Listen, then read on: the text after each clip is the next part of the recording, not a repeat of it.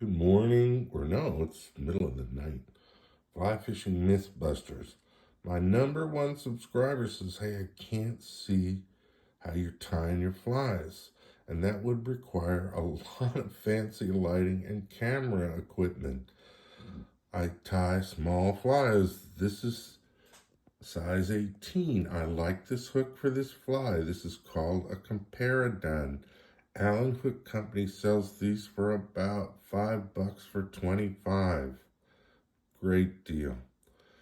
And so I am going to, in the description, hopefully attach the video of Charlie Craven tying this fly. I just watched the video. I will be making tons of a lot of simplification. He's an expert tyer. He has great video equipment. I'm not knocking him at all, but he has every material under the sun for free. And so the materials I've got here are just any kind of saddle, feather for the tail. This is Bonnie Braid poly yarn, and I make my indicators out of it, and they're great indicators. So once you buy a roll of this stuff, you're made for life as far as indicators and tying Comparaduns. There is it's just a little strand of speaker wire. It's copper. I don't need gold wire. I don't need anything fancy. All I want is a little segmentation. And so I'm going to, and finally, of course, you got your box of super fine dubbing you got from Bass Pro. So I am going to turn the camera around and finish this and point out where I've made changes and why I've made changes. And this is no knock on Charlie Craven. He's an expert tyer. He has learned techniques that are very, very tricky, and there's 6 or 7 of them on this fly. When you watch the video, that, it would take years to master. Okay, let's see if this works. I'm going to turn my camera around, and I won't know if it works until I watch the end. So hopefully you can still see me. And I probably need to go about like that. Okay, the first thing I tie in is the wire. And I do it this way. My thread's sitting, and the thread color means totally unimportant. My thread is sitting about halfway, right? And so I'll just take that wire and put it right on the eye and tie it in a few times like this. And see how I made that wire stand up on that end? So all this helicoptering wire and all that, you'll see, man, I tell you, you got a bunch of small flies and you're dinking around. No. Whoop. Okay, it wrapped. I wasn't paying attention, but you just wrap that to the back and it will trap, right, the other end. So it's never going to come loose. And you just take and put that away. Now you take your feather, and in Charlie's video, he ties in micro fivets. Micro fivets are one of my big, gosh, are you kidding me? They're nylon bristle brushes that they'll take and put into a pack for you and charge you whatever they charge you. Okay. So I just tie this in for the tail. And this is going to be a pretty sparse tail, but I don't mind that. Keep the wire out of the way and just kind of push those up and come underneath them once. And that will flare them just a bit. Okay, you guys see where I'm at. You want to take off, this stuff on top. You're not going to need it. Dink. I got my tail feathers there. Well, that's good. Now you're going to take the sparsest amount of superfine, and I'm going to use this olive. And you're not going to use very much at all at this stage. This is a wisp. You're going to just thread it on there, and you don't have to grind it, but you do want that tip, right, to be pretty fine. And you're just going to catch that and wrap it. Now, beta snips need to be super thin. I'm just going to, I'll pull it down a little bit, and I want just a super thin, there's my copper wire. I just want a super thin body, right, to about the midpoint. And I'm going to take some of that off of there. Now, the Comparadun and the Comparadun may or may not be the same thing.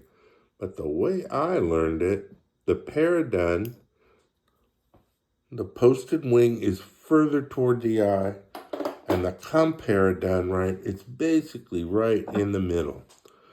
So it was very easy, after you fray this a little bit with your fingers, right, you just pick one of these things out, and it'll just drag right out. And then you pinch it so that you can get just about in half. And if one's a little bigger than the other, and do this carefully, if it knots midway, right, it will misbehave on you. So let's try this again. And remember, I didn't pay very much money for this stuff. So this is a little more than half, I'd say, but that's okay.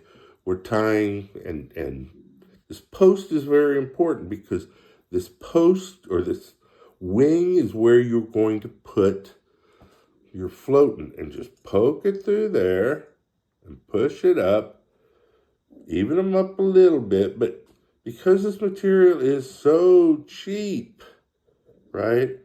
Whoops, I didn't do that right. Because this material is so cheap, here's another way.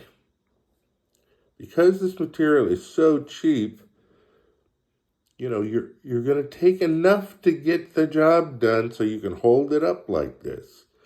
And you're going to come on both sides just a little bit, and you're going to stop right there. Now, there's no point in leaving that, and you gotta just get a feel for this. It's almost something that your eye tells you. If you make it too long, right, it'll be floppy. And if you make it too short, it won't be able to hold enough float, and then you won't see it. So I do it right about there. And I got a loose fiber there. Okay, so there's the post. Now you take your copper wire, and in the Charlie Craven video, he doesn't use copper wire. He uses some fancy dubbing, I guess. But the copper wire is not there so much for flash as it is to just give you a little segmentation. There's a little dubbing. And if you don't want to put it in, that's fine with me. It's just, you know, it's the only wire I need. I didn't pay anything for it. And just sometimes I just think it adds a little bit. And this is such a simple tie, I don't mind it. So, again, I don't like the helicopter wire. See how we got that wing up there? Now, you can do the same thing, flatten the wing this way with the same materials, and you have what's called a spinner.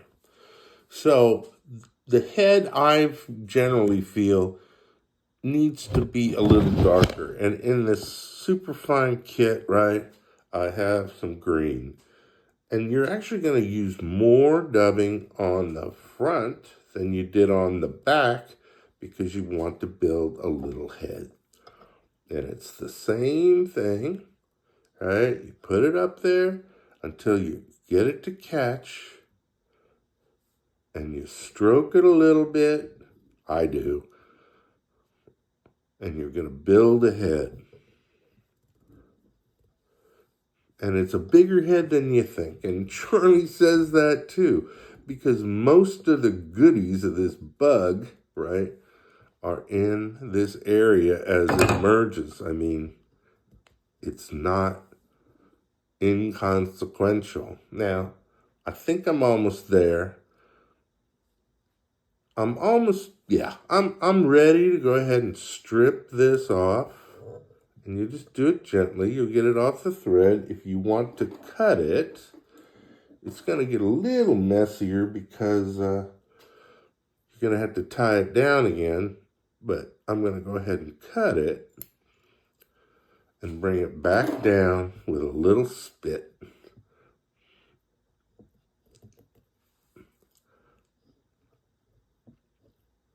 Like that. And I'm going to tie it in and get kind of the head that I want. All right. It's usually a good idea to push your nail into here because you want to keep that eye clear. And I could see the eye. And so, excuse me for my crude whip finish, but on these small flies, I really want to be able to use the thread to finish the fly. And so I push that eye back just a little bit. And you don't need a lot of wraps to, that's another kind of myth, is that you need, a lot of glue or resin or any of that stuff. You don't. If you tie your flies right. Now, an extreme case would be to put 5 wraps on here, and I'm going to go ahead and do that. Just like that, you just slide it up, right? And technically, the fly is done, but the whole deal here is you don't need hackle. You don't need those tiny little feathers. You don't need that. Charlie ties it with deer hair. And look how tricky that was. And that's tricky for a guy who done it 1,000 times. Secret ingredient, silicone grease. Don't grease the body, don't grease the tail, put a tab in here like this. It's almost like that's too much. Wipe it on something and then just stroke it up. And this fly will float like crazy because silicone creates surface tension, and water doesn't know how to deal with it, and so it pushes the fly up. I hope that helped. I could drop this in water. I did in a short, but I think you kind of know where I'm at. Classic pattern, attach the video, you watch the video, and then you watch me do this, and you'll know the whole hack. Bye.